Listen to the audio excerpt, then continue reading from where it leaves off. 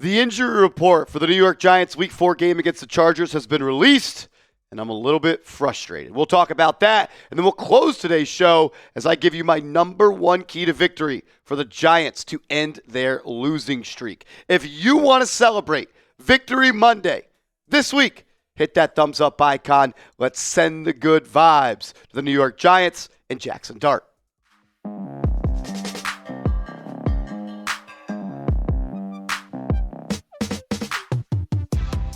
This is New York Giants Now by Chat Sports. I am your host, Marshall Green, and I am a little bit frustrated with the New York Giants. Pretty easy to be frustrated with them. I know there's a lot of things to be happy about. I'm pumped up about Jaxson Dart. I'm looking forward to it, no doubt about it. But the Giants practiced for the first time this week on Wednesday. The first practice where Jaxson Dart was the starting quarterback for this organization. And I get it. We got to load manage these players. We got to make sure they're ready to go on Sunday. But how was Malik Nabers not at practice today, the first practice with Jaxson Dart? It actually would have been their first full practice working together as the first team offense, because Malik Nabers didn't practice at all this summer as he kind of tried to manage that workload of his toe injury. Now he's dealing with a shoulder injury. We saw him go down in the end zone in that game against the Kansas City Chiefs. And this isn't a Malik Nabers thing, I don't think. This is more of, this is what the Giants culture is. There have been multiple players that have come and gone, beat reporters, former coaches that have labeled Brian Daboll's practices, training camps, as country club like. Very lax, very easy, non-strenuous on the body. And I get it. Sports science, data, rest of the players, I get all of that. But I'm old school in the way that you got to rep it out. You got to practice together. You got to go out there and do it on the football field on air against the defense, against the scout team, before you can expect to go do it against the Los Angeles Chargers, who are one of the best defenses in the National Football League. So I'm not mad at Malik Nabers, but I am frustrated. Like, just say it out loud.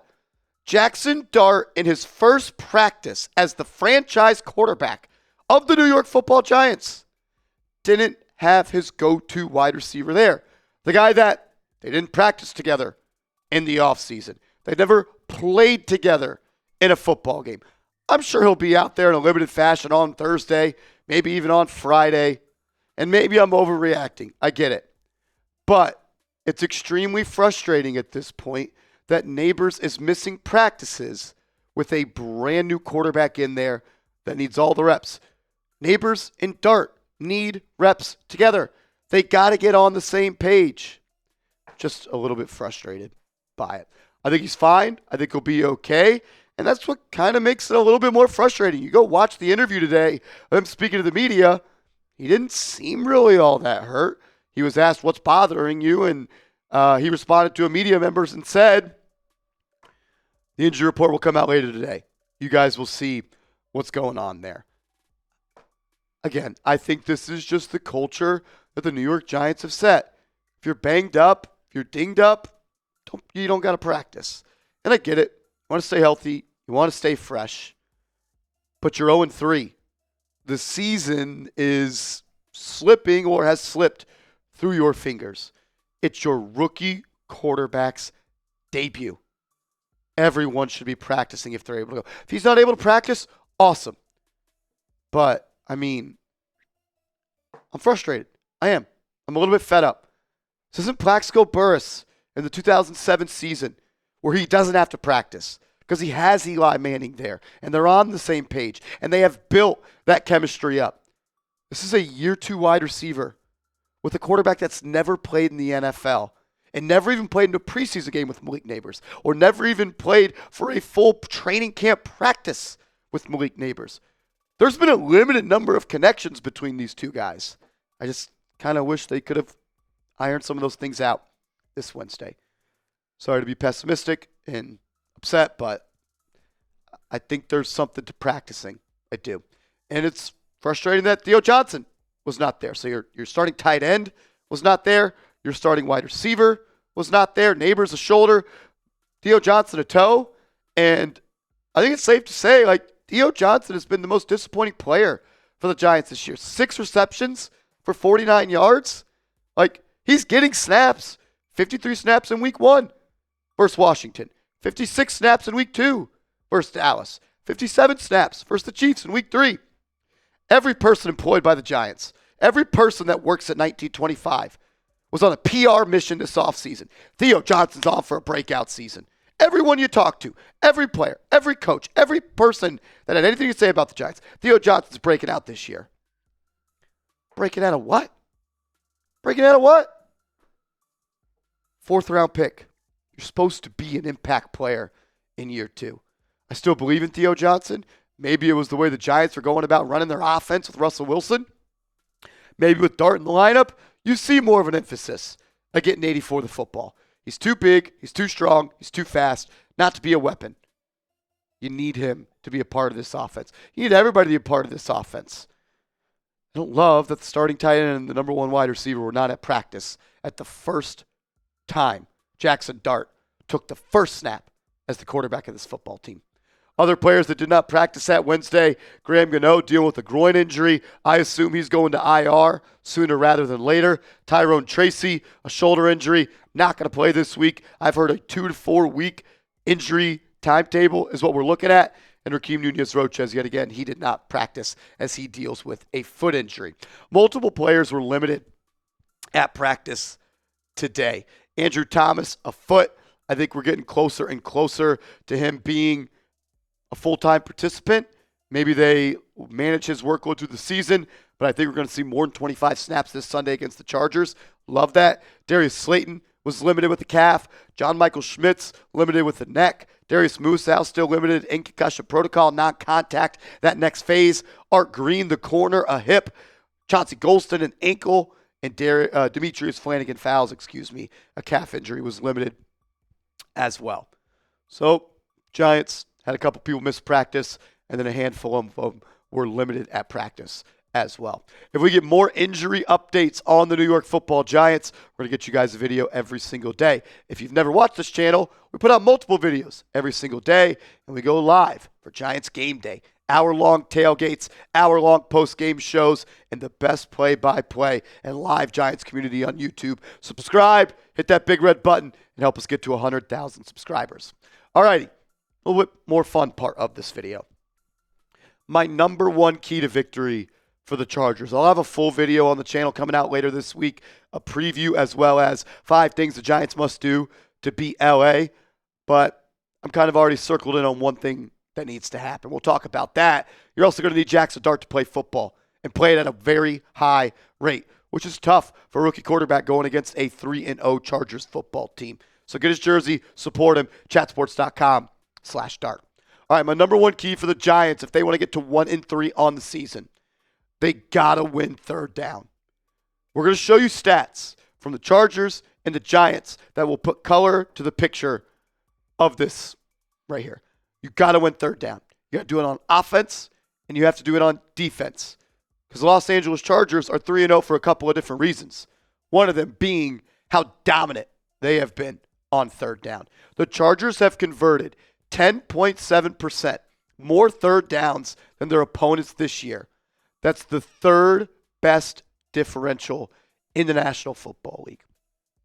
On third downs, the Chargers offense, they convert first downs at a 46.3% clip. That's the 3rd best in the NFL.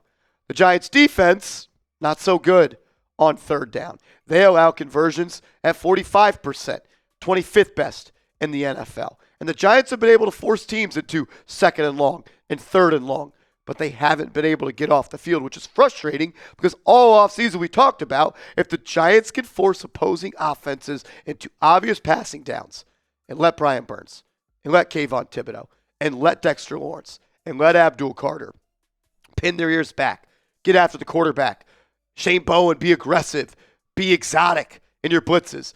That is going to play in the Giants' hands.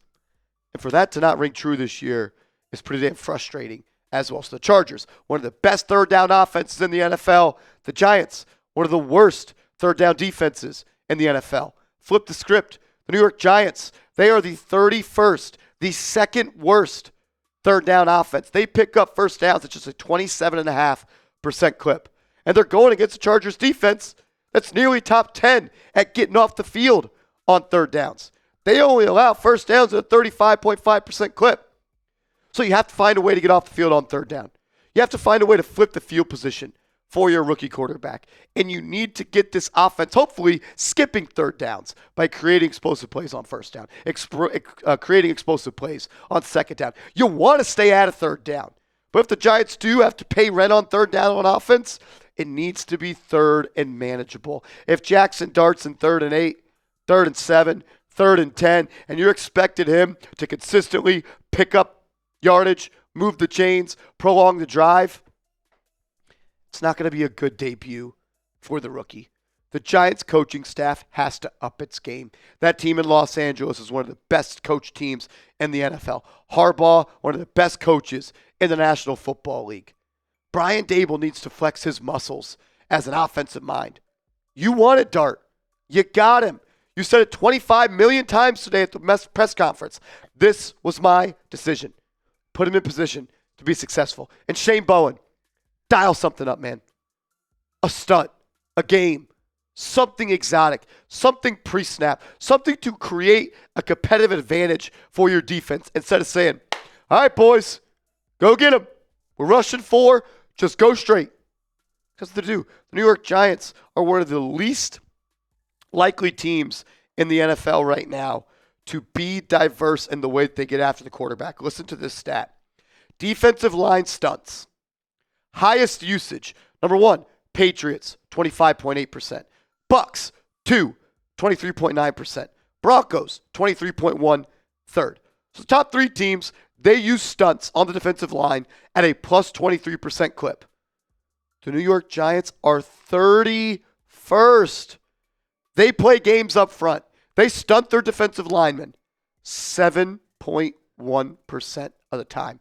So not only do you play soft coverage, not only do you play off zone, you don't even give the offensive line something to think about.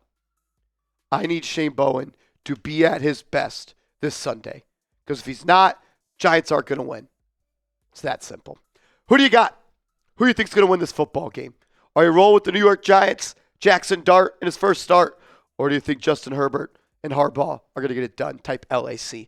Make sure you are following me on social media. I'm on Twitter. I'm on Instagram. Let's go Giants.